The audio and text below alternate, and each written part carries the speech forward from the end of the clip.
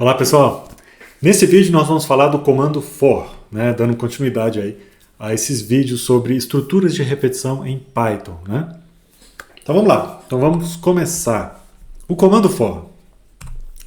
Nós já falamos sobre o comando while, que geralmente é utilizado aí quando nós temos esses laços controlados logicamente. Ou seja, quando os comandos do laço são repetidos enquanto uma expressão lógica for verdadeira. Então esse é o while, em Python nós tratamos aí em outros vídeos, fizemos alguns exercícios, e agora é hora de falar do comando for. Nesse caso, a gente utiliza o comando for principalmente quando a gente tem um laço controlado por contador, ou por um iterador. Então nesse caso os comandos, o que está dentro do laço, vai ser repetido um determinado número de vezes. Tá bom? E aí, eu estou repetindo esse slide, a gente chama de iteração cada uma dessas passadas pelos comandos dentro ali do bloco, dentro do laço. Então, por exemplo, nós temos a primeira iteração é a primeira execução daquele laço, a segunda iteração é a segunda e por aí vai. Dito isso, nós vamos focar agora num laço controlado por um contador, ou por um iterador. Daqui a pouco isso vai fazer mais sentido para vocês. Mas vamos lá, vamos devagar. Primeiro, deixa eu mostrar para vocês o fluxograma de um for, de um laço controlado por um for. O que a gente tem de diferente aqui? Tem algumas coisas bem distintas, olha só. Primeiro, nós temos aqui início, fim e passo. Qual que é a ideia? Início indica o valor inicial do nosso contador. Fim é o valor que quando eu alcançar esse fim, acabou o laço de repetição. E passo é o tamanho do passo que eu dou. Então, por exemplo, se eu tiver um início 1, um fim 10 e um passo 2, eu começo de 1, aí ao invés de ir para o 2 eu vou para o 3, porque o passo é 2. Então de 1 eu pulo para o 3, de 3 eu pulo para o 5, de 5 eu pulo para o 7, de 7 eu pulo para o 9, e aí quando eu chegar no 11 eu já ultrapassei o fim que era 10, acabou. Perceberam como é que funciona? Então enquanto esse meu contador não ultrapassar o fim, a gente diz que nós executamos aquele laço, como se a condição fosse verdadeira. Então enquanto não ultrapassar o fim, o que a gente faz? A gente executa os comandos, volta aqui em cima, soma passo no contador, se ele não ultrapassar fim, faço de novo, e vou fazendo isso aqui até chegar uma hora que o contador não será mais menor do que o fim. Quando isso ocorrer, acabou o nosso for loop. Em Python, a gente pode tentar traduzir isso aqui para o conceito de sequência. Então, basicamente, o que eu vou ter? Olha, eu vou ter uma sequência. E para cada item dessa sequência, eu vou executar esses comandos. Quando passar todos os itens da sequência, acaba. Nós vamos fazer alguns exemplos e eu vou explicar isso aí para vocês direitinho para ficar bem claro. Tá bom? Vamos lá. Vamos ver qual que é a estrutura de um comando for na linguagem Python.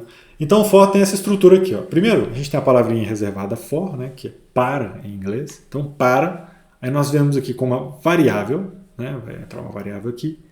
In. E aqui vem uma sequência. Então, para cada valor nesta sequência, a gente vai repetir, vai executar esses comandos que estão aqui dentro. Assim como nós fizemos com while e com if, a indentação aqui é fundamental, absolutamente fundamental, para distinguir o que faz parte do laço e o que não faz. Então, o corpo do laço é identificado pela indentação, assim como acontece com if, com else, com while e tudo em Python. Tá bom? Ok. Algumas observações. Primeiro, a indentação, que vocês já observaram, que eu já falei, não vou ficar repetindo. Mas olha que a gente tem que definir aqui um carinha que eu estou chamando de sequência. São os elementos ali que a variável, os valores que a variável vai assumir. Então, no código acima, a gente tem que ter uma variável que vai iterar os itens que estão em sequência, ou seja, vai percorrer esses itens que estão ou que fazem parte desta sequência. Tá bom? Ok. Então, sobre o comando for, realmente é só isso. Então, o comando for funciona assim, mas agora nós vamos conversar sobre a sequência, como definir essa sequência, e vamos ver alguns exemplos aí de execução do comando for. Tá? Então, vamos lá. Vamos falar da função range, que nós vamos usar bastante. Essa função range é uma das formas que nós temos para gerar as tais sequências. Sequências que nós vamos percorrer ali com o for. Que eu estou usando essa palavra sequência, talvez não seja a palavra mais apropriada, mas eu tenho certeza que o conceito vai ficar bem claro para vocês. Então vamos lá. A função range permite definir essas sequências de forma simples e rápida. Então a função resulta em uma sequência de inteiros, números inteiros, né? E pode ser usada aí de diferentes formas. Então qual que é a ideia do range? O range vai meio que converter aquela ideia de início, fim e passo em uma sequência, né? Para a gente poder usar em Python, tá? Então é uma forma aí de a gente obter essas sequências, né? Como é que a gente usa essa função range? Vamos lá. Basicamente tem 3 jeitos de usar. A primeira e mais comum é quando eu especifico apenas o fim da sequência. Então, quando eu dou range e coloco apenas um valor lá dentro, no caso aqui é o fim, né? Eu vou gerar o quê? Uma sequência que vai de 0 até fim menos 1. Tá certo? Então, essa aqui é a forma provavelmente mais comum de se usar. Em alguns casos, eu posso querer especificar também o início, ou seja, o valor de começo da sequência. E aí eu posso colocar aqui range, in e fim. Então, esse in aqui vai indicar o início, né, da dita sequência. Tá bom? Então, nesse caso, eu vou obter uma sequência que vai desse valor inicial até fim menos 1, sempre incrementando uma unidade em cada iteração. Por fim, eu posso especificar o início, o fim e o passo. O que é o passo? O passo é a variação desse valor a cada iteração. Então aqui eu posso especificar o início, o fim e passo, né? O que isso vai gerar? Vai gerar uma sequência que vai de início até fim menos 1, pulando, né, um conjunto aí de valores, dependendo do valor de passo. Então como é que funciona? Vamos supor que eu vá de 1 até 6 e que o passo seja 2. Então, na primeira iteração o valor é 1, na segunda eu pulo 2, ou seja, eu somo 2 nesse 1, vou para 3. Depois eu somo 2, vou para 5. Depois eu somo 2, quando eu chegar em 7 eu já ultrapassei 6, que era o limite, acabou. Tá? Nós vamos ver tudo com exemplo para ficar mais fácil de entender essa ideia, tá bom? Mas basicamente é isso. Então, se eu não especificar aqui o valor de início, como eu faço aqui, ou não especificar o valor de passo, chamar somente dessa forma, é a mesma coisa do que chamar a função de range passando o início igual a 0 e o passo igual a 1. Ok? Por que essa função range é tão útil? Então vamos voltar para o for e vamos colocar o for e o range juntos ali para a gente entender. Olha esse código, interessante. Aqui tem um comentário, né, só para explicar o que vai acontecer. Vamos ignorar por enquanto, fingir que não está ali. Vamos ler o código fonte Python aqui. Né? Então for para i em range 10 aqui. Então o que esse range 10 vai gerar? Vai gerar uma sequência que começa no 0, né, que vai pulando de 1 em 1 até chegar em 10. Tá certo? E aí para cada um desses valores da sequência eu estou imprimindo o valor i. Então o que isso aqui vai gerar? Vai gerar isso aqui, né, pessoal? Vai imprimir 0, 1, 2, 3, 4, 5, 6, 7, 8, 9. Quando chegar no 10, não vai imprimir o 10. Então, atenção, o fim ele não é incluído na sequência, tá? Então, a sequência vai de quem? De 0 até fim menos 1. Então, tá aí o que esse código vai gerar. Então, perceberam que é um for mesmo, né? Eu sei exatamente quantas vezes eu vou executar aquele loop. Nesse caso, exatamente 10 vezes. Concorda? Vamos para mais um exemplo, agora especificando o início. Quando eu coloquei range de 0 até 10, eu não mudei nada. É a mesma coisa do código anterior, porque o início, por padrão, já é 0. Então eu vou obter exatamente o mesmo resultado. Tá? Então eu não preciso ficar especificando o primeiro valor se ele for 0, e como ocorre na maioria das vezes. É muito comum o primeiro valor ser 0 e o passo ser 1, então a gente não precisa especificar. Tá bom? Por outro lado, se eu quiser começar de 10 e ir até 20, por exemplo, aí eu preciso passar 2 valores. Então eu passo o range começando de 10, indo até 20, o que significa que eu vou gerar os valores, né? 10, 11, 12, 13, 14, 15, 16, 17, 18 e 19. Lembrando que o último valor, o fim, não é incluído. Eu vou de início até fim menos 1. Tá? Naturalmente, vocês podem ver, né? Eu tenho exatamente 10 linhas aqui, né? Porque eu imprimi 10 valores, né? De 10 até 19 no caso. Agora um outro exemplo, usando o passo. Aqui, olha, eu estou querendo criar uma sequência que começa em 1, vai até 20 e cujo passo é 3. Ou seja, eu vou somar 3 a cada iteração no valor do meu contador. Tá? Então, o que acontece agora? Nós vamos imprimir o quê? Vamos imprimir aqui no print i, né? Primeiro i vai ser igual a 1. Depois, como o passo é 3, eu vou somar 3, então i vai ser igual a 4. Vou somar 3, na próxima iteração será 7. Depois 10, 13, 16, 19. Quando eu somar 3 de novo, eu já estou em 22. Eu já ultrapassei o fim, portanto, o 19 vai ser a última iteração. Tá certo? Então, eu coloquei até um texto ali embaixo para vocês terem como referência. Né? Note que começamos com o valor 1, foi especificado. E na iteração, né, seguinte, somamos 3 ao valor. Ou seja, 1 mais 3 igual a 4. Né? Repetimos até o valor atingir ou ultrapassar o fim, que neste caso é igual a 20. Perfeito? Ok. Esse na iteração seguinte, na verdade, é em toda iteração, tá, gente? Isso aqui também ficou muito legal, não? Vou mudar esse texto aí daqui a pouquinho. Último exemplo, dessa vez um exemplo muito diferente. Muito diferente por quê? Porque aqui o início é maior do que o fim.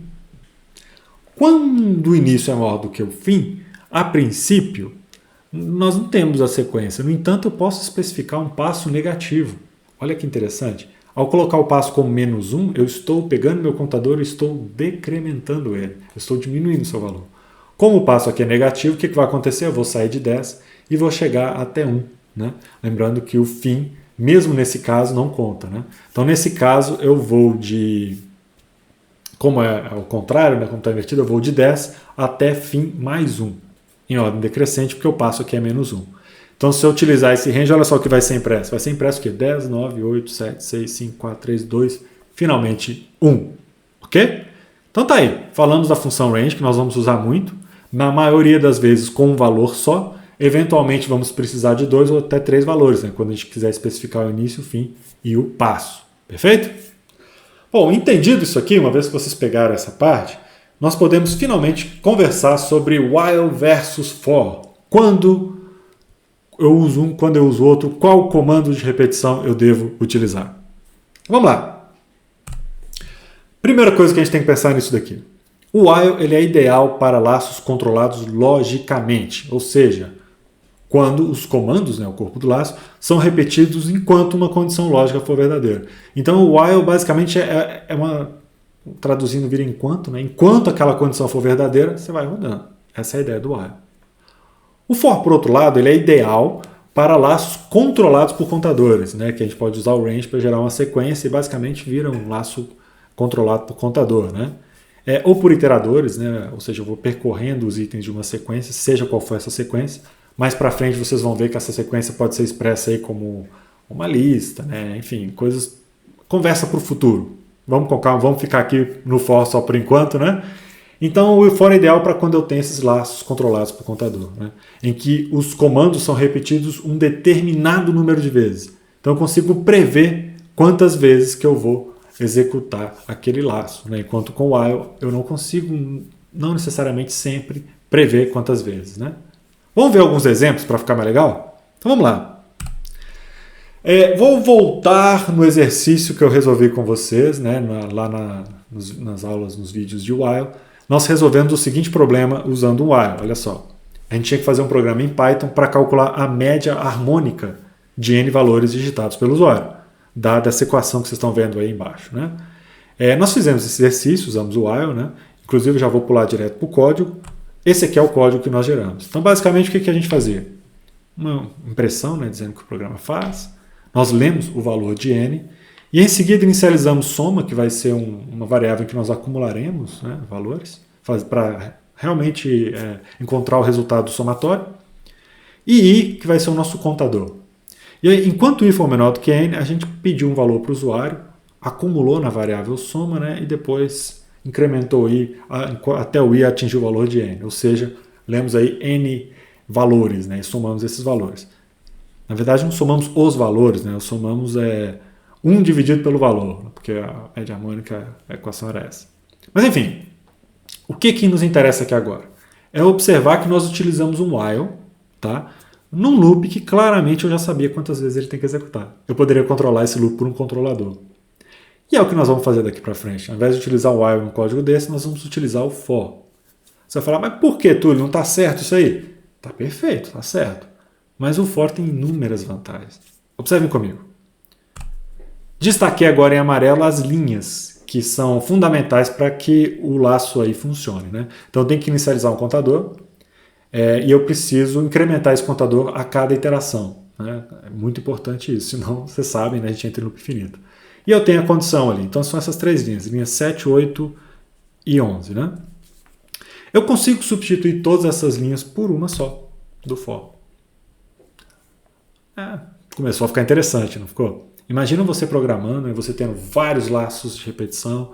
Isso daqui, gente, esse código aqui é muito complicado. É muito fácil errar. Por quê?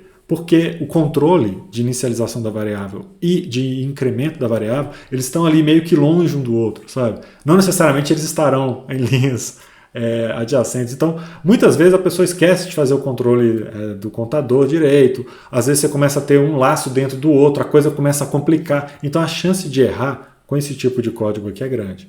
Então, quando eu tenho um laço controlado por contador, o certo é usar o for. Por quê? Porque aí eu ponho tudo numa linha só, a chance de erro aí é mitigada de forma considerável. Então olha como é que ficou simples o nosso código. Para cada i em range de n, o que isso aqui vai gerar? Isso aqui vai gerar uma sequência, né, que vai de 0 até n-1. É exatamente o que a gente quer. É uma sequência que vai ter exatamente n elementos. Concorda? De 0 até n-1 tem n elementos. Eu até contei na mão no último vídeo. Vou contar de novo, olha lá. De 0 até 5, 0 até 4, por exemplo. Quantos elementos eu tenho? 0, 1, 2, 3, 4. Eu tenho 5 elementos, é claro. Né? Bom, desculpe por essa contada de 0 até 4 totalmente desnecessária. Mas enfim, eu quero reforçar para vocês que de 1 até n tem a mesma quantidade de itens que de 0 até n-1, que é muito óbvio, né? Mas como em Python nós sempre que utilizamos a função range vamos começar do zero, é importante ter em mente que vai até n-1. Beleza? Então tá aí um exemplo de código em que a gente saiu de algo com grande potencial para gerar erros para algo com um potencial muito menor de ter erros. Né? Mais fácil de ler, mais simples, na minha humilde opinião, muito, muito melhor. Tá bom? Vamos para mais um exemplo. Observe agora o segundo exemplo, esse exemplo a seguir aqui. Ó. Crie um programa que calcula o IMC do usuário até ele informar que não quer mais calculá-lo. Fizemos também em outro vídeo. Né? Então é o exemplo de execução. Então basicamente o programa pergunta, deseja calcular o IMC? Enquanto você responder que sim, você entra com os dados de altura e peso e ele calcula. Então, pergunta de novo. Sim, entra com altura e peso e ele calcula. Pergunta de novo. Até que eventualmente você cansa e aperta não, né? O N, no caso. Então, aqui a gente tem um loop que repete o programa. Né? Aí eu te pergunto, vamos fazer isso com for? Será? Vamos dar uma olhada no código-fonte. Olha aí. Como é que é o código-fonte? Eu tenho primeiro uma resposta aqui que o usuário vai dar. Vou perguntar se ele quer calcular. Enquanto essa resposta for sim, eu calculo. E lá no final, eu pergunto ao usuário de novo. Ó, quer calcular o IMC? E aí, enquanto ele responder que sim, a gente vai repetindo isso aqui. Até a hora que o usuário responder que não. Pergunto. Dá para usar o for? Observe essas linhas amarelas. Né? Daria para usar o for aqui? Pois é, a resposta é não. Não teria condições, não ficaria uma coisa... nesse exemplo aqui não cabe o for. Por quê? Pelo seguinte, eu não sei quantas vezes eu vou executar esse loop. Eu não tenho esse controle. Eu não tenho um computador controlando o loop. Eu não tenho uma sequência definida a priori. Né? Simplesmente não tenho. O usuário pode fazer isso uma vez, ele pode fazer isso 10 vezes, ele pode fazer isso, enfim, se ele for muito louco, 1000 vezes. Né? Então nós não temos controle de quantas vezes será executado. Esse controle ele é feito por uma pergunta, né? Então, esse aqui é um laço controlado logicamente. Tem uma pergunta, tem uma condição que é resposta é igual a S? Se for, a gente repete. Se não for, a gente não repete. Né? Então, nesse caso, né, nós não sabemos quantas vezes o laço será repetido e, portanto, não há como definir uma sequência a priori. Tá bem? Porque o usuário vai decidindo isso aí lá on the fly durante a execução. Tá bom? Então, esse é um caso típico em que a gente utiliza o while. Mas notem, importante, que eu não tenho a figura do contador aqui. Né? É basicamente uma pergunta, eu reavalio essa pergunta a cada iteração e assim a gente executa o programa tantas vezes quanto o usuário quiser. Ok? Bom, nós, claro, faremos aí vários exercícios com for. Né? Eu não quero que esse vídeo fique muito longo, então eu vou parando por aqui. Nos vemos daqui a pouco no próximo vídeo. Né? Um abraço para vocês. Tchau.